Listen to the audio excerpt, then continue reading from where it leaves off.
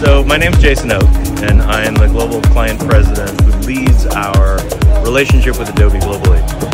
They hired us to be their global creative agency, so we do a lot of the work creating their marketing campaigns, whether that's advertising or email or content on their website.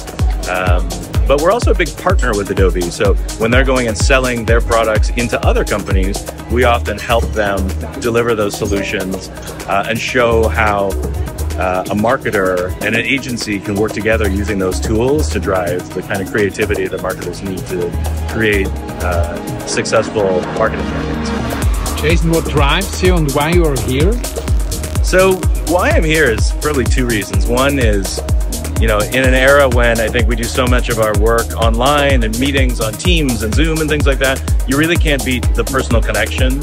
And the fact that so many leaders in our industry are here and you can have one-on-one conversations, and it's often the conversations that you have on the side when you sort of meet somebody for coffee or run into somebody on the sidewalk, that you actually have those unplanned moments when actual magic happens. And often those are actually moments that end up leading to deals or leading to great work happening. So the fact you can see people in person matters so much. A big theme for this week is about AI and creativity, and I think technology is going to play a huge role. We're at a moment of huge change in this industry, and over the next 5 or 10 years, I think this industry is going to look completely different. But at the same time, we can't forget the role of people. And so trying to figure out what's the role of the human creator behind that technology, that's driving that technology and making something special and real that maybe a machine couldn't make by itself.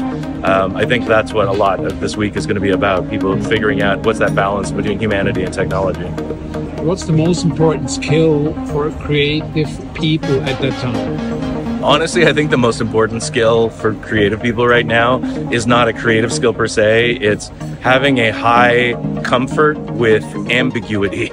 Because we don't know what the future is going to look like. I don't know what this business is going to look like in 12 months or 24 months. I think things are changing so quickly that you need to develop new skills. You need to develop new capabilities, learn new pieces of software, learn how to write prompts. And so I think everyone's jobs are going to look a little bit different or a lot different in the next few years. So you have to have a lot of comfort with not knowing what the future is going to look like and being curious, being willing to go and experiment with this stuff yourself, in your own personal life. That's what is going to help you succeed in the next few years. What's the soul of Dentsu? What's the soul? The soul of Dentsu. Yeah, well, it's funny. I think a lot of the soul of Dentsu has actually been about exactly that, the intersection of technology and humanity, and how do we use that to innovate, to help drive our clients and our brands forward. What do you love most at your job? I love that my job is different every single day. There literally are not 2 days that are the same. Some days I'm helping to build out a whole new team. Some days I'm learning about how to use a new product. We're experimenting with new commercial models about how agencies get compensated from their clients. We constantly have to figure out different types of people we have to bring into the business. There might be full-time prompt writers, for example, in the next 12 months, or consultants who can help us figure out how to transform our business and our clients' businesses.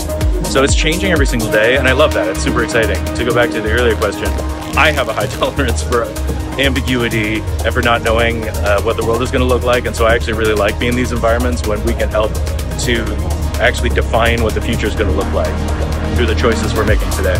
Last question, do you know Switzerland? Yes. I spent a lot of time in Zurich, in Basel, Lake Lugano, Lucerne, Interlaken. I spent a lot of time in Switzerland. It's one of my favorite countries. That's great. Thank you, Chase. Many thanks.